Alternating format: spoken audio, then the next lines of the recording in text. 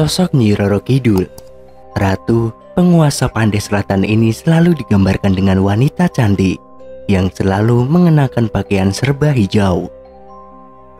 Konon, menurut cerita rakyat, warna hijau adalah warna kesukaan Nyi Roro Kidul. Makanya, ada semacam larangan bagi masyarakat yang bermain di Pantai Selatan tidak boleh mengenakan pakaian yang berwarna hijau. Ada yang mengatakan Nyi Roro Kidul tidak suka ada yang memakai warna pakaian kesukaannya. Cerita mitos mengenai keberadaan Nyi Roro Kidul di Pantai Selatan ini hingga saat ini masih dipercaya oleh masyarakat, terutama masyarakat di tanah Jawa. Masih menurut cerita rakyat, konon Nyi Roro Kidul yang berparas cantik dan sakti mandraguna ini memiliki hubungan dengan Ratu Balkis. Ada hubungan apakah antara Ratu Nyi Roro Kidul dengan Ratu Balkis? Sejauh ini terdapat berbagai pendapat seputar asal-usul sosok Kanjeng Nyi Roro Kidul. Ada yang mengatakan Kanjeng Ratu Kidul sesungguhnya adalah Ratu Bilqis, istri Nabi Sulaiman alaihi salam. Dikisahkan, setelah wafatnya Nabi Sulaiman alaihi salam, Ratu Bilqis mengasingkan dirinya ke suatu negeri.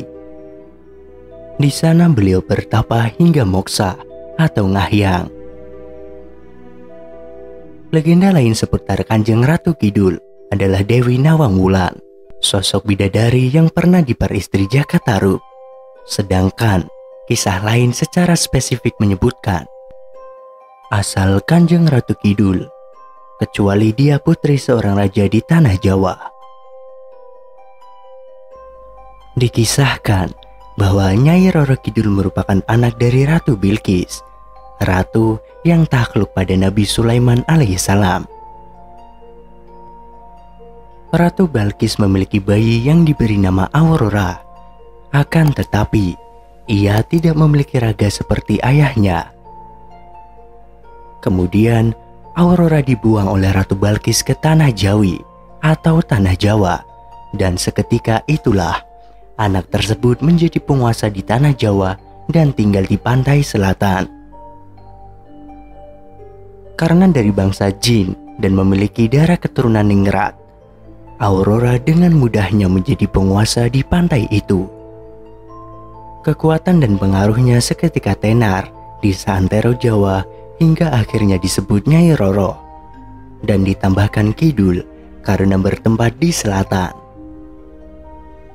Cerita tentang Nyi Roro Kidul ini sangat terkenal, bukan hanya di kalangan penduduk Yogyakarta dan Surakarta, melainkan seluruh pulau di Jawa.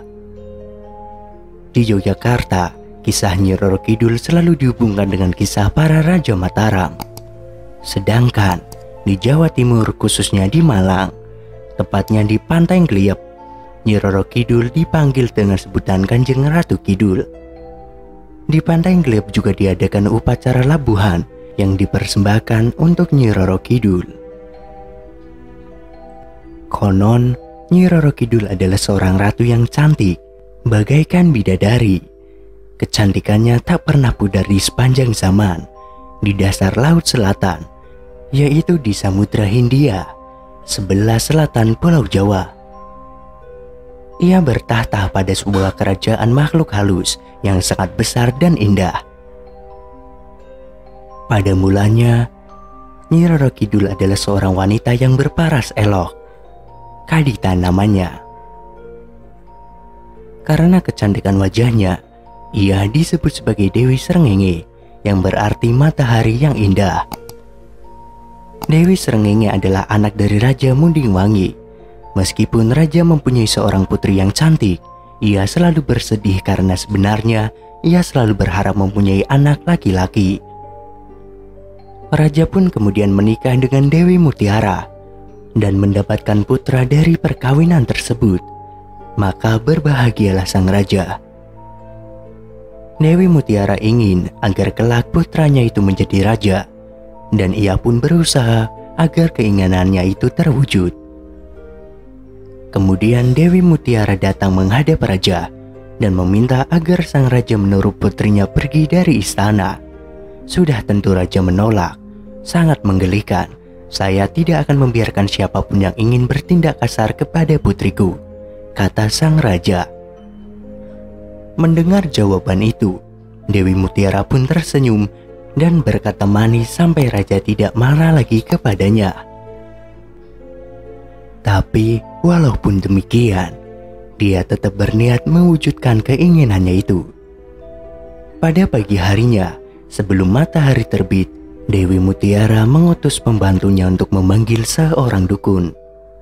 Dia ingin sang dukun itu mengutuk Kadita, anak tirinya.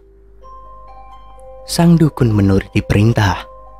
Pada malam harinya, tubuh Kadita dipenuhi dengan kudis dan gatal-gatal. Ketika dia terbangun, dia menyadari tubuhnya berbau busuk dan dipenuhi dengan bisul. Putrinya yang cantik itu pun menangis dan tidak tahu harus berbuat apa. Ketika raja mendengar kabar itu, beliau menjadi sangat sedih dan mengundang banyak tabib untuk menyembuhkan penyakit putrinya.